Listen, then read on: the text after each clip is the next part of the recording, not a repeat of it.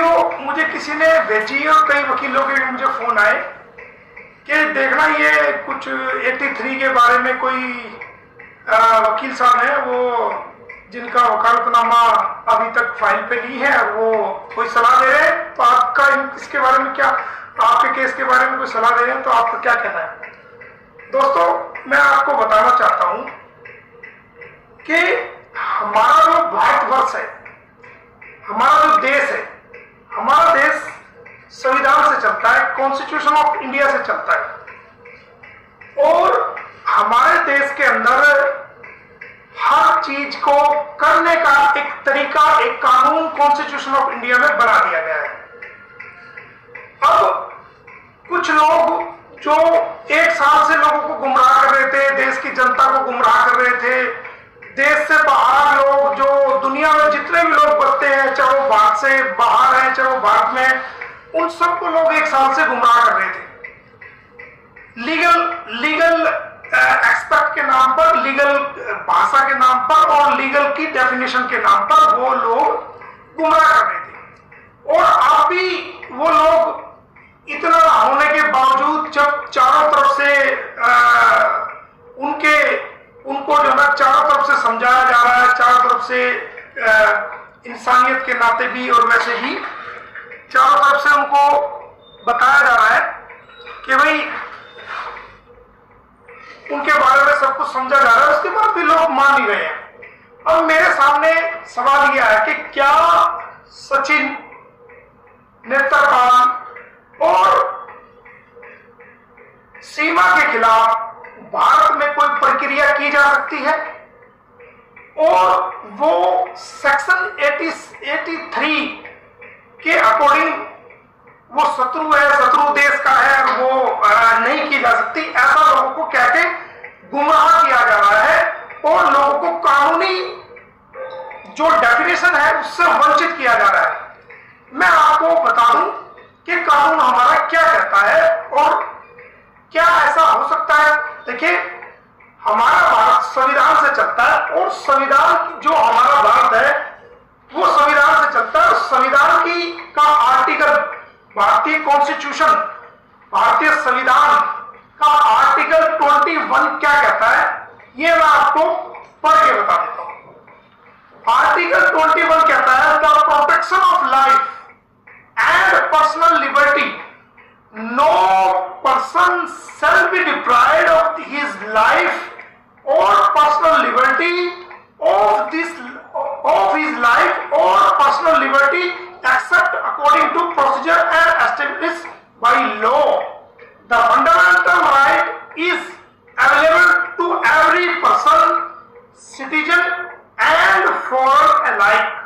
मतलब आर्टिकल 21 भारतीय संविधान का ये कहता है कि भारत के लोगों की जिंदगी, उनकी आजादी और उनकी पर्सनल चीजों को प्रोटेक्ट करती है आर्टिकल 21 और उनको प्रोटेक्शन का राइट देता है।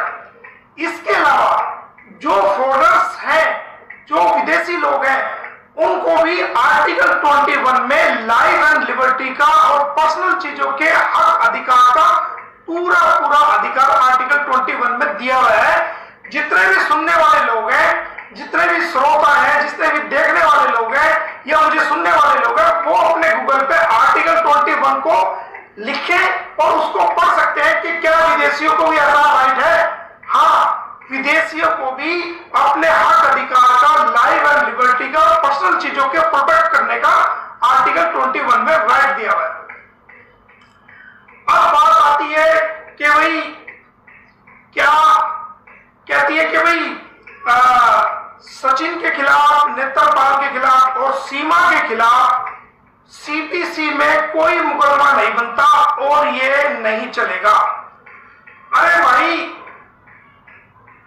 आप वकील हो, इतने बड़े ज्ञाता हो, इतना आपका मीडिया में आपने सुर्खियां बटोरी है, आपको ये तो पता होना चाहिए, आपको भी पता होना चाहिए और मैं देश की जनता को भी बताना चाहता हूं और जो हमारे देश की बाहर से लोग जो देख रहे हैं, जो सुन रहे हैं, उनको भी बताना चाहता हूं कि दो तरह का कानूनी प्रक्रियाएं होती है। दो तरह की कानूनी प्रक्रियाएं होती है। एक क्रिमिनल प्रक्रिया, क्रिमिनल लीगल स्टेप कि हमने अगर कोई क्राइम करता है, कोई जुल्म करता है, तो उसमें हमें क्या करना है। एक होता है सिविल राइट्स कि अगर किसी इंसान का कोई सिविल राइट्स माना जाता है तो उसमें क्या प्रोविजन है, तो उनको किया कैसे जाएगा। तो जो हमारे सिविल राइट्स हैं वो हमारे सीपीसी में लाई करते हैं, और जो क्रिमिनल एक्टिविटी का मामला है वो सीआरपीसी में लाई करते हैं।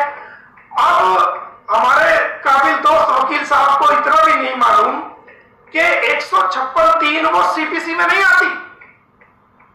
156(3) एक सीआरपीसी की सेक्शन है, 156 सेक्शन, उसकी सब सेक्शन 3, जिसके अंदर मजिस्ट्रेट को यह राइट दिया गया सीआरपीसी के अंदर कि अगर कोई क्रिमिनल एक्टिविटी होती है और उस क्रिमिनल एक्टिविटी की कंप्लेंट कंसर्न पुलिस अधिकारी को दी जाती है और कंसर्न पुलिस अधिकारी उस कंप्लेंट पर एक किसी प्रकार की कोई एफआईआर दर्ज नहीं करता है, कोई उस पे कानूनी स्टेप नहीं लेता है, तो ये हर उस शिकायतकर्ता को राइट है, चाहे वो विदेशी है, चाहे वो देश का है, चाहे वो कहीं का भी व्यक्ति है, उसको राइट है क्रिमिनल सीआरपीसी के अंदर 156(3) में कि वो इलाका मजिस्ट्रेट को और जाकर के, या इलाका मजिस्ट्रेट नहीं है तो उसकी जगह जो ड्यूटी मजिस्ट्रेट है उसको जाकर के 156(3) में वो कंप्लेंट फाइल कर सकता है कि जनाब मेरे साथ ये दुर्घटना हुई है, मेरे साथ ये जुर्म हुआ है, और ये इन धाराओं के तहत, इन दफाओं के तहत, इन सेक्शंस के तहत ये अपराध हुआ है, और मैं विक्टिम हूं और मैं शिकायत करता हूं। मैंने थाने को फला तारीख को दरखास्त दी थी जिसके सबूत वो लगाएगा, लेकिन मेरी कोई भी सुनवाई पुलिस अधिकारियों ने आज तक नहीं की है। तो जो इलाका मजिस्ट्रेट होता है वो उस कंप्लेंट को देखता है और उस पे लगाई गई सेक्शंस को देखता है, और जो उसमें लिखा गया है कंप्लेंट के अंदर उनको देखता है, और उनको देखने के बाद मजिस्ट्रेट को 156(3) में यह पावर है कि वो किसी भी उस थाने को जहां कंप्लेंट दी गई है, जो उसके क्षेत्राधिकार में उन मजिस्ट्रेट साहब की ज्यूरिडिक्शन में आता है, उनको आदेश देकर एफआईआर दर्ज करा सकता है। और कोई भी इन्वेस्टिगेशन है वो बिना एफआईआर के दर्ज नहीं, बिना एफआईआर किए इन्वेस्टिगेशन नहीं होती। एफआईआर होने के बाद केस की इन्वेस्टिगेशन होती है, और जिनके खिलाफ एफआईआर होती है वो लोग उसमें अरेस्ट होते हैं। ये है सीआरपीसी। अब जनाब कह रहे हैं कि जी वो तो उनको राइट ही नहीं है 83 सीपीसी में। अरे भाई ये 83 सीपीसी में लाइन नहीं होता, ये आप वकील साहब हो, आपको इस बात का पता होना चाहिए। हमारे देश का छोटा छोटा बच्चा जो कानून पढ़ता है, जो पहली एबीसीडी पढ़ता है, लॉ कॉलेज में जाता है, उसको भी इस बात का पता है कि 156(3) सीआरपीसी में कवर होता है क्रिमिनल एक्टिविटी, और मजिस्ट्रेट को आदेश देने का जो राइट दिया गया ये सीपीसी में नहीं होता। ये तो मैं आपको क्लियर कर दूं। अब एक बात का और ये भ्रम फैलाया गया, ये अफवाह फैलाई गई कि भाई जेवर कोर्ट ने गुलाम हैदर की पिटीशन को डिसमिस कर दिया। जेवर कोर्ट ने गुलाम हैदर की किसी भी एप्लीकेशन को, मेरे पास सर्टिफाइड कॉपी है, वो मैं आपको दिखा दूंगा, कोई प्रॉब्लम नहीं है, और कोई भी इंसान उसको देख सकता है, और मैं सार्वजनिक मीडिया पे भी उसको दिखा दूंगा कि जेवर कोर्ट ने गुलाम हैदर की किसी भी सिविल केस को, जो हमने सेक्शन 34 स्पेसिफिक रिलीफ एक्ट के तहत 1963 के तहत जो हमने डाला था, वो डिसमिस नहीं हुआ है, बल्कि मजिस्ट्रेट साहब ने सिर्फ इतना कहा है कि इस पिटीशन के अंदर आपने मैरिज को चैलेंज किया है, और चूंकि फैमिली कोर्ट को आजकल राइट दे दिया गया है, और ये चीज जो है वो आप वहां पर लेके जाइए। हमने ये बात कही थी कि इसमें मैरिज के साथ साथ हमने 2-3 चीजों को और भी चैलेंज किया है जो कि सिविल में आता है, लेकिन उनके जुडिशियल माइंड ने ये ऑर्डर किया कि देखिए आप वहां लेके चला जाइए। उनको देखिए मजिस्ट्रेट को ये राइट होता है, हमने वो ऑर्डर की कॉपी ले ली है, उसके अंदर हमारी कोई भी एप्लीकेशन को, हमारे कोई किसी भी केस को डिसमिस नहीं किया गया है, बल्कि कोर्ट ने यह कहा है कि मेरे अधिकार क्षेत्र से ये बाहर है, लिहाजा आपके केस को मैं सुनने में असमर्थ हूं और ये मैं आपका केस आपको वापस कर रहा हूं, आप इसको यहां की बजाय वो जाकर के सीनियर कोर्ट में लगा दीजिए, क्योंकि वहां पर जो जज साहब है वो जज साहब इलाका मजिस्ट्रेट जूनियर डिवीजन है और ये एडिशनल सेशन जज लेवल का मामला उन्होंने अपने जुडिशियल विवेक से पाया है। लेकिन मेरे जो जुडिशियल माइंड था वो उनको सुनने का राइट था, लेकिन हमें तो हक अधिकार के लिए लड़ाई लड़नी है, तो हम सेशन कोर्ट में भी इसको फाइल करेंगे। इसके लिए हमें किसी प्रकार का कोई ऐतराज नहीं है और वो जो हमने केस को, ओरिजिनल केस की फाइल जो हमने दी थी, वो ओरिजिनल केस की फाइल हमें लौटा दी गई है, जो कि हमने वो ओरिजिनल केस की फाइल को ले गया है। अब ये मैं आपको बताना चाहता हूं कि कहते हैं कि भाई आपने देखा होगा दोस्तों कि बहुत सारे विदेशी लोग हमारे भारत में आते हैं, कोई तो ड्रग्स के केस में पकड़ा जाता है, कोई फेक करेंसी के केस में पकड़ा जाता है, कितने नाइजीरियन हमारे जेलों के अंदर पड़े हुए हैं और कितने इलीगल ट्रेसपासर्स हमारे जेलों में हैं जो पकड़े गए, उनके खिलाफ फॉरेन एक्ट का मामला दर्ज हुआ है और बहुत सारे मैटर्स ऐसे हैं जो फॉरेनर्स के खिलाफ एफआईआर दर्ज हुई है और उनके खिलाफ एफआईआर दर्ज होने के बाद उनको अरेस्ट किया गया है और आईपीसी की सेक्शन 4 में ये जो प्रोविजन दिया गया है कि अगर कोई ऐसा मामला आता है तो उसको अरेस्ट किया जाएगा और ट्रायल भी चलेगा 1860। तो कितने विदेशी ऐसे जिन पे केस चल रहे हैं, आप भी जानते होंगे, देश की जनता भी जानती है, उन्होंने अदालतों में भी देखा होगा कितने विदेशी ऐसे हैं जो उनके ऊपर केस चल रहा है। तो जो गुलाम हैदर है, गुलाम हैदर का जो मामला आता है वो फैमिली डिस्प्यूट में आता है और गुलाम हैदर ने बाकायदा इसकी एफआईआर पाकिस्तान में दर्ज करा रखी है। तो ये तो कोड ऑफ एक्शन पाकिस्तान से शुरू हो गया है और पावर ऑफ अटॉर्नी उन्होंने मुझे दी गई है, तो मुझे राइट है, मेरे अलावा हर उस समाज के, भारत के उस व्यक्ति को राइट है, अगर वो सीमा हैदर के को किसी प्रकार भारतीय कानून की अवहेलना करते हुए सोशल मीडिया के माध्यम से या अपनी आंखों से देखता है, महसूस करता है, तो भारत के हर उस बालिग व्यक्ति को जो कि दिमाग से पैदल नहीं है, दिमाग से बिल्कुल ठीक है, अनसाउंड माइंड नहीं है और वो पूरी तरीके से परिपक्व है, वो कोई भी व्यक्ति सीमा के खिलाफ लीगल एक्शन ले सकता है या सीमा के अलावा किसी भी विदेशी व्यक्ति के खिलाफ वो लीगल एक्शन ले सकता है। और मैं तो एडवोकेट हूं, मुझे तो उन्होंने राइट दिया हुआ है, मुझे बिना राइट दिए भी अगर सीमा भारतीय कानून की कोई अवहेलना करती है तो मुझे उसके खिलाफ कानूनी कार्रवाई करने का पूरा एक भारतीय होने के नाते, एक देश का नागरिक होने के नाते मुझे पूरा अधिकार है।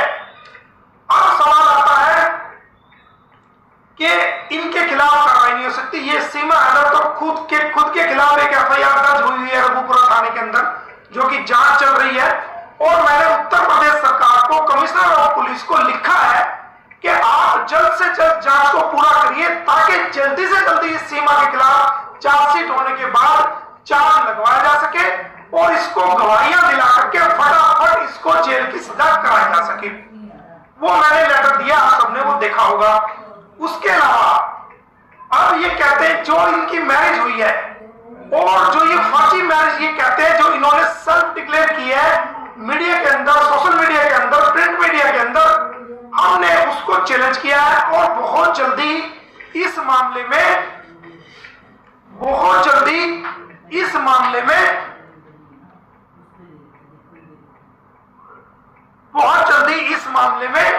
हम आपको नई अपडेट देंगे और बताएंगे कि किस प्रकार जो है वो इसमें लीगल प्रोसीडिंग हो रही है और आगे क्या क्या होना बाकी है।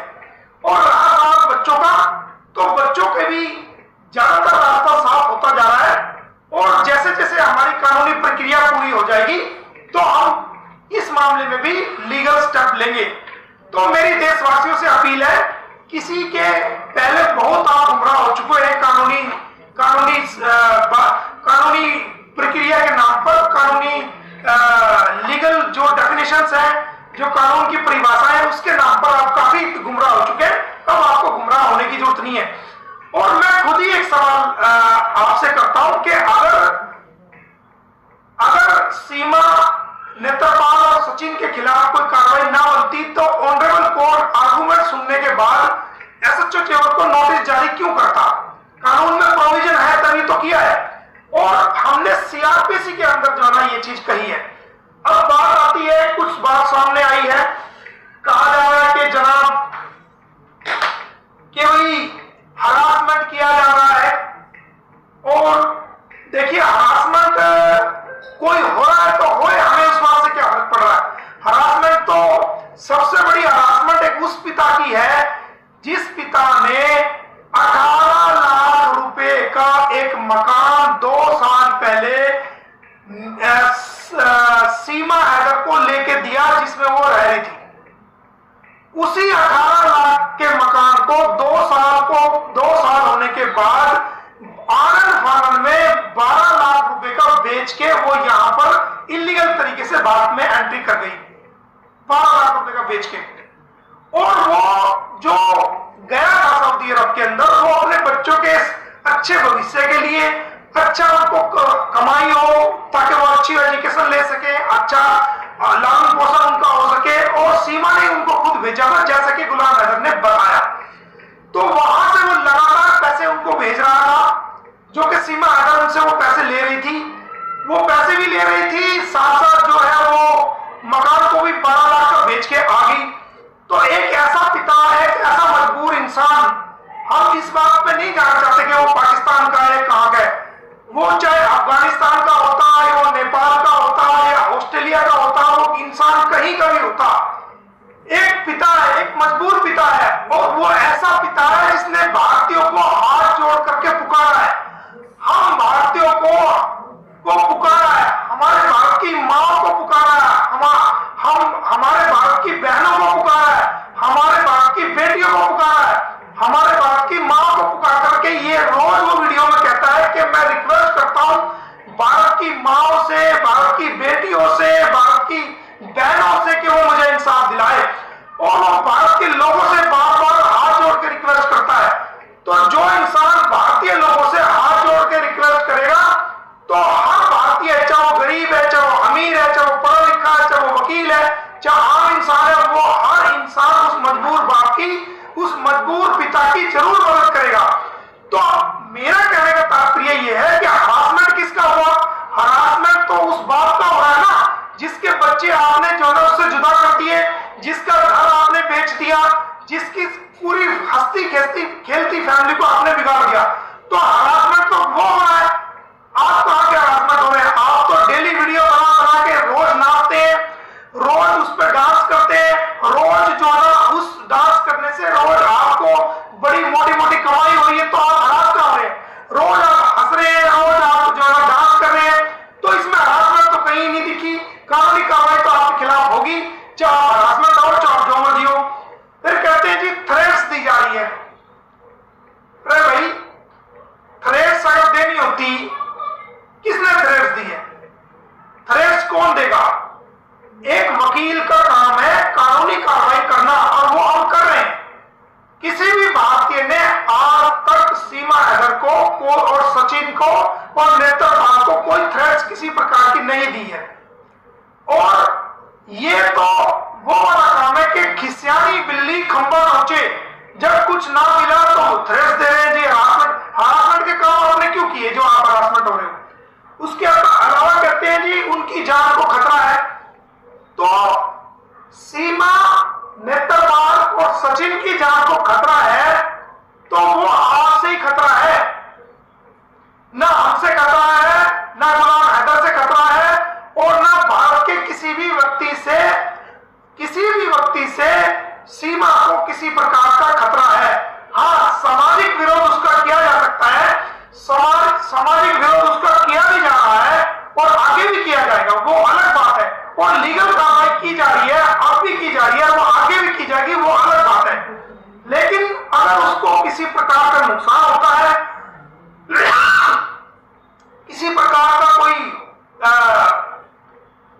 और कोई नुकसान होता है जानी माली, तो वो आप ही उसके जिम्मेदार होंगे, क्योंकि आप भी वहां जाते हैं, आपको पता है कहां घर है, उसके लूज बॉल्स आपको पता है, उसकी फोन कॉल्स आपको पता है, उसकी सारी चीजें जो आपको पता है, तो देश के किसी नागरिक को नहीं पता, हमारे देश की एजेंसियों को भी नहीं पता कि आपके बीच में और सीमा के बीच में क्या वार्तालाप होता है। तो उसके जिम्मेदार आप होंगे। अब कहते हैं जी बच्चों को जान का खतरा है। एक बाप जो अपने जिसके बच्चे उससे दूर कर दिए गए, वो उनको देखने के लिए भी मजबूर है, उनसे बात करने के लिए भी मजबूर है, वो उनको सुनने के लिए भी मजबूर है। वो बाप जो आंसुओं से रोता है और रो रो के भारतीय नागरिकों से हाथ जोड़ के मदद की अपील लगाता है, हमारे देश के यशस्वी प्रधानमंत्री श्री नरेंद्र मोदी जी से हाथ जोड़ करके वो रिक्वेस्ट करता है मदद के लिए। उत्तर प्रदेश के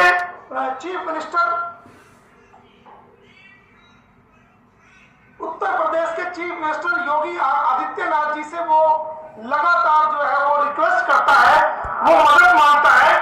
तो क्या एक ऐसा इंसान जो कि मुख्यमंत्री से और यशस्वी प्रधानमंत्री जी से बार बार हाथ जोड़ के मदद मांगता है, कानूनी मदद मांगता है, डिप्लोमेट की मदद मांगता है, क्या वो इंसान से जो अपने बच्चों के लिए रो रहा है, उस इंसान से उसके बच्चों को खतरा है जो कि खुद वो रो रहा है? खतरा तो सीमा हैदर से उन बच्चों का है, क्योंकि हमने एक वीडियो में देखा था, सीमा हैदर कह रही थी कि मैं खुद भी मर जाऊंगी और अपने बच्चों को भी मार दूंगी। तो खतरा तो लाइफ एंड लिबर्टी का उन बच्चों को सीमा हैदर से है, सचिन से है, नेत्रपाल के परिवार से है, और खुद जो उनका धर्म परिवर्तन किया जा रहा है, खुद खतरा मुंह बोले भाई से खतरा है, जो कि उनके बचपन को बिगाड़ा जा रहा है, उनके बचपन को डिस्ट्रॉय किया जा रहा है।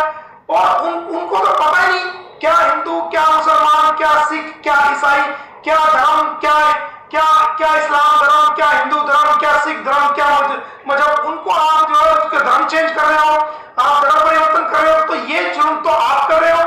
ये बच्चे का राइट है जब वो 18 साल का हो जाएगा कि वो हिंदू धर्म को पसंद करता है, मुसलमान धर्म को पसंद करता है, ईसाई धर्म को पसंद करता है, सिख इज्म को पसंद करता है, ये उसकी मर्जी पर है। लेकिन एक बच्चा जो 18 साल, जो 6 साल से कम के बच्चे हैं, उनको अभी कोई किसी प्रकार की कोई समझ नहीं है, तो ना उनको कोई धार्मिक समझ है, ना उनको बाउंड्रीज की कोई समझ है, ना देशों के कानून की कोई समझ है, ना किसी प्रकार का कोई उनको समझ नहीं है। तो ऐसे बच्चों को आप जो ना जबरदस्ती ब्रेन वॉश करके, लोभ लालच देकर के उनका धर्म परिवर्तन करा रहे हो, तो ये आपके खिलाफ जल्द ही बहुत बड़ी कार्रवाई हम करेंगे कि आप ऐसा कर रहे हो। आप कहते हो जी हमने लिस्ट बना ली है, हम कार्रवाई करेंगे, आओ ना मैदान में आओ। जितने भी लोग जो सपोर्ट कर रहे हैं गुलाम हैदर को, मैं इस बात का आपको वचन देता हूं कि आप मर्यादा में रह करके सामाजिक रूप से आपका जैसा आप विरोध कर रहे हैं, आप सामाजिक रूप से विरोध करिए। अगर आपको जरा से भी कोई आंच आती है तो ये आपका भाई मोमिन मलिक सामने खड़ा मिलेगा। सामाजिक रूप से हर व्यक्ति को अभिव्यक्ति की आजादी है, वो उसका विरोध कर सकता है, और ऐसे व्यक्ति के खिलाफ जो इलीगल तरीके से भारत में एंट्री किया है और भारत के कानून की को धजिया उड़ा रहा है, ये तो रही बात उसकी। अब आ जाइए पुलिस प्रशासन पर। पुलिस प्रशासन, क्या सीमा हैदर आपकी रिश्तेदार व्यक्ति है? पुलिस प्रशासन में ये कहना चाहूंगा, क्या संबंध है आपका सीमा हैदर के खिलाफ? आपकी कोई रिश्तेदार है, आपकी कोई चीफ गेस्ट है, या आपने उसको भारत में बुलाने पे कोई सहयोग किया है? ये मेरे कुछ सवाल है आपसे। क्या आपने भारत की सीमाओं में बुलाने पर उसको सहयोग किया है? मैं समझता हूं कि आपने सहयोग नहीं किया होगा, मैं समझता हूं कि वो आपकी कोई रिश्तेदार नहीं है।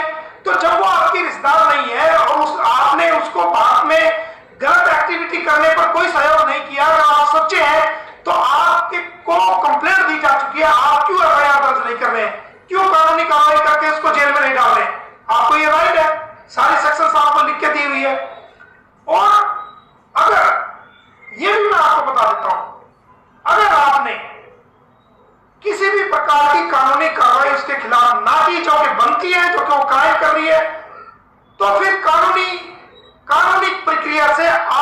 भी उसमें बच नहीं पाएंगे। ये मैं आज खुला ऐलान कर रहा हूं कि अगर आप किसी प्रकार की कानूनी प्रक्रिया का अवहेलना करते हैं, पुलिस एक्ट का अवहेलना करते हैं, सीआरपीसी की अवहेलना करते हैं, तो फिर मैं कानूनी कार्रवाई आपके खिलाफ भी करूंगा। इसलिए मैं उम्मीद करता हूं कि उत्तर प्रदेश पुलिस की जो छवि है वो बहुत अच्छी छवि है। उस छवि को आप ना बिगाड़ें। सारे अधिकारी एक जैसे नहीं है, सारे अधिकारी कोई किसी से मिले हुए नहीं होते। एक आध अधिकारी होता है जो इस तरह की हरकत करता है, तो वो जो एक आध तरह का इस तरह का अधिकारी है वो सुधर जाए और कानूनी कार्रवाई करे। आप सभी पुलिस मुलाजिम को और उत्तर प्रदेश पुलिस को गुमराह करने की, उनको बदनाम करने की कोशिश ना करें। उत्तर प्रदेश सरकार के पुलिस अधिकारी रात को जागते हैं जब वहां के लोग जो चैन की नींद सोते हैं, और आप जैसे कुछ इस प्रकार की प्रक्रिया करते हैं जिसकी वजह से जो सही और ईमानदार ऑफिसर है वो भी बदनाम होते हैं। तो दोस्तों, आपके सामने डिटेल से मैंने बात रख दी है और आपको मैं बता रहा हूं कि जो 83 सेक्शन है वो सीपीसी की है, वो सिविल राइट्स है, और जो हमने ये कंप्लेंट फाइल की है वो 156(3) सीआरपीसी का है। और सीपीसी में भी हमें राइट है, हर विदेशी को राइट है कि वो अपना सिविल राइट्स को अवेल कर सकता है। ये आर्टिकल 21 हमें राइट देता है, न केवल भारतीयों को बल्कि विदेशी लोगों को भी राइट देता है। आप आर्टिकल 21 को गूगल करके खुद चेक कर लेना। और ये फैमिली डिस्प्यूट जो है, फैमिली डिस्प्यूट की जो फोर्स में भी डिग्री होती है वो भी भारत में मान्य है, और ये कानून है, सुप्रीम कोर्ट का भी है और ऑनरेबल हाई कोर्ट का भी है, ऑनरेबल सुप्रीम कोर्ट का भी है। और ऑनरेबल सुप्रीम कोर्ट का, ऑनरेबल हाई कोर्ट का ये भी कानून है कि जो नोटरी अटेस्टेशन राइट्स विदेश में अटेस्ट होके आएगा, भारतीय के नाम आएगा, तो वो भारत में एडमिसिबल है, वो भारत में मान्यता है। उसके बिहाफ पे हमें पूरा राइट है। और हमने पिटीशन के अंदर लिखा है कि जब गवाही होगी तो गुलाम हैदर को आएगा और अपनी गवाही को इस केस में लीड करेगा। वो हमने अंडरटेकिंग दी है, उसके अंदर शपथ पत्र भी लगा है। तो वो सारी प्रक्रियाएं होंगी, आपको बिल्कुल भी चिंता करने की जरूरत नहीं है। ये लड़ाई हम एक पाकिस्तानी की नहीं लड़ रहे हैं, ये लड़ाई एक ऐसे मजबूर पिता की लड़ रहे हैं जिसने हम भारतीय लोगों को हाथ जोड़ के पुकारा है, और जिसने मदद के लिए आज तक भारतीयों को पुकारा है, भारतीयों ने अपना तन मन धन से उस व्यक्ति की मदद की है जिसने भारतीय लोगों को पुकारा है। और ये भारत हमेशा उसके साथ खड़ा हुआ है जिसने भारतीयों को हाथ जोड़ करके नम्र निवेदन किया है। तो ये पाकिस्तान का जो ये नागरिक है, इसकी बीवी यहां आ गई है, तो ये खुद भी पाकिस्तानी, इसके खिलाफ उसके पति की तरफ से कानूनी कार्रवाई बनती है। और गुलाम हैदर किसी भी शत्रु की डेफिनेशन में नहीं आता, वो एक मजबूर पिता है, और उसको कॉन्स्टिट्यूशन ऑफ इंडिया, भारतीय संविधान की इसका आर्टिकल 21 ये राइट देता है कि वो अपनी लाइफ एंड लिबर्टी को, पर्सनल्स को, हर चीज को प्रोटेक्ट करे और अपनी दुख दर्द को भारतीय अदालतों में वो कानूनी तरीके से वो अपना पक्ष रखे, और उसको हमारी भारतीय अदालतें सुनेंगी, और उस पर जो भी कानूनी प्रक्रिया होगी उसके तहत जो रिकॉर्ड अवेलेबल होगा, एविडेंस का जो गवाही आएंगी, जो एविडेंस आएगी, उसके ब्याह पे मेरिट पे उनका फैसला करेगी, और बहुत ही जल्द उसके बच्चे उसको मिलेंगे, और सीमा हैदर को होगी जेल। ये मैं आपको बता रहा हूं कि इसको